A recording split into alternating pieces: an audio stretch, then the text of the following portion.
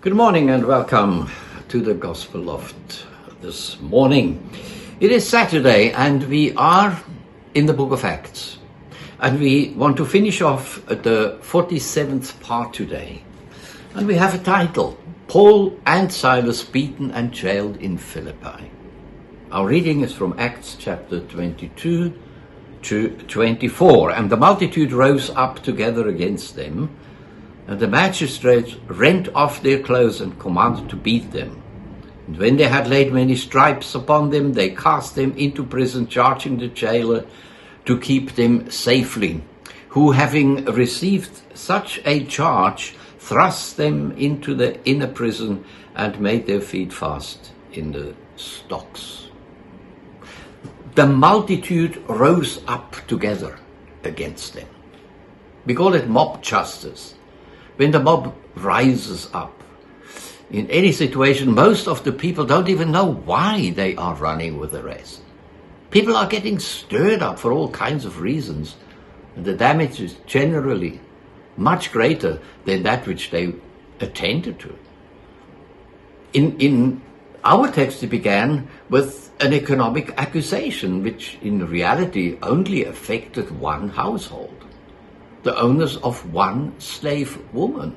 Most wars are created in the same way, to benefit a few and bring misery to the multitude.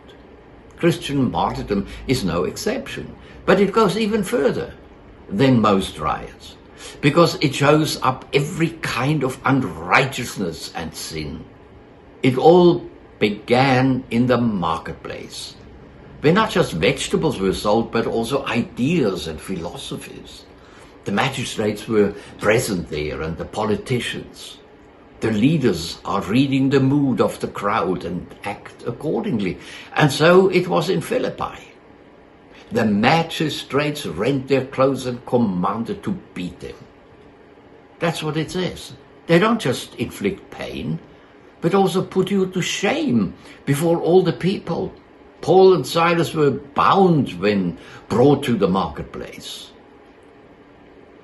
The magistrates, they declared them guilty, ripped off their clothes, of their bodies, and gave them over to be beaten. Now, a Jewish beating was 40 lashes minus one.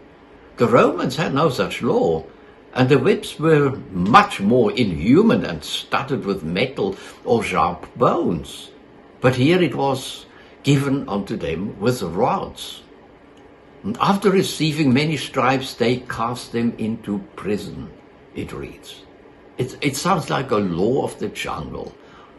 Although the Roman law was generally fair, the application was not the same everywhere. Setting someone free from a demon deserved in no way such punishment. The jailer was ordered to make sure that they could not escape. And he bound them in the innermost secure part of the prison and put their feet into stocks.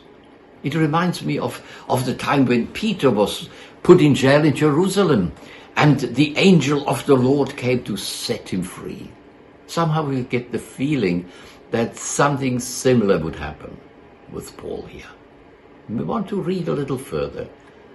Acts chapter 16, verses 25 to 27. And at midnight, Paul and Silas prayed and sang praises unto God.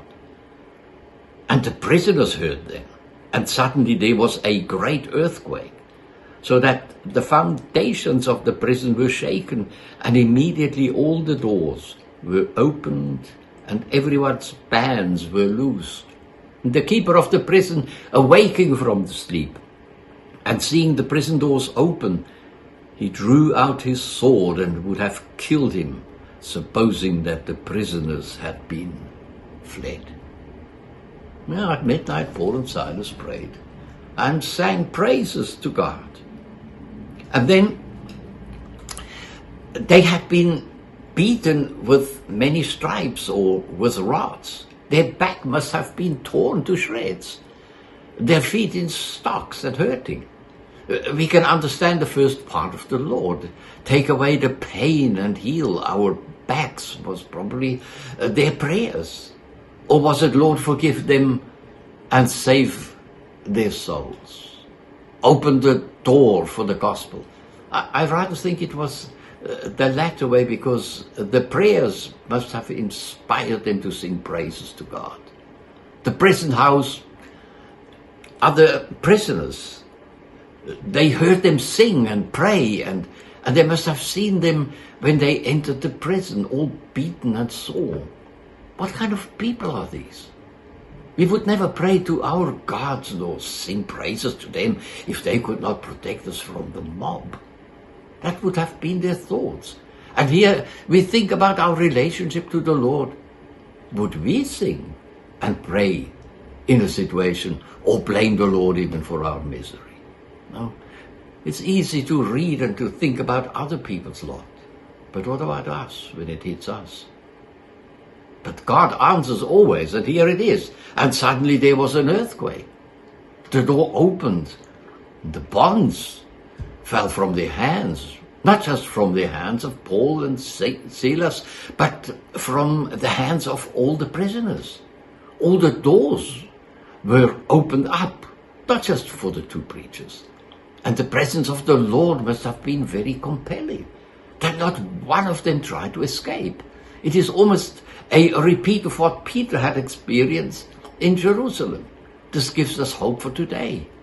If we are put into an awkward position because of our preaching, God is able to send an angel, or to stop a mouth, or to remove the danger, an earthquake, perhaps to keep us out of harm's way.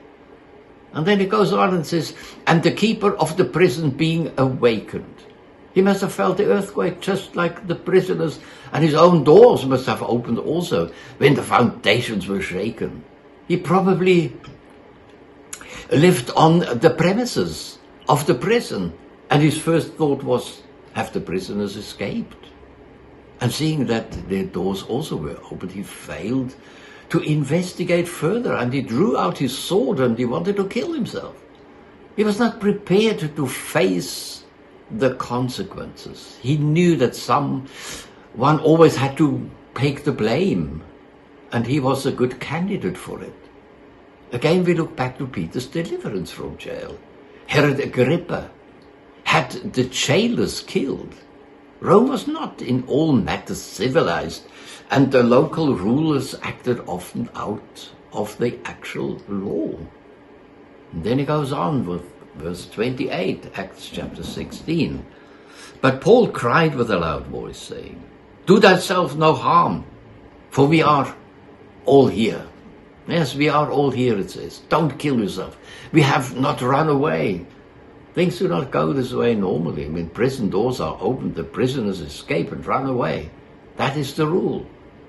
But picture this situation. Paul and Silas, all beaten up, are calming the other prisoners down. Don't run away. Your end will be worse. Staying here, you are saving a life. The jailer was unsaved and would have entered into a lost eternity at that moment had he killed himself.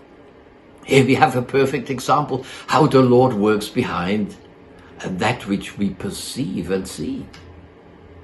God had a wonderful plan, just like he had with Joseph in Egypt. You meant it for evil, but God meant it for good. These were the forgiving words of Joseph to his brothers. Let us never underestimate the methods of the Lord. To us, it seems hopeless and unfair, and to God it is just the beginning of a great play on the stage of his eternity. Sometimes we think things are unfair, but behind the scene, God is working wonders to our benefit. Yes, we don't know how wonderful God is sometimes, but he really is for you and for me. And thus far until today, and we will meet again in the gospel of next time. And God bless you. And don't forget to just forward this little message to someone else so that we can grow the gospel of. Amen.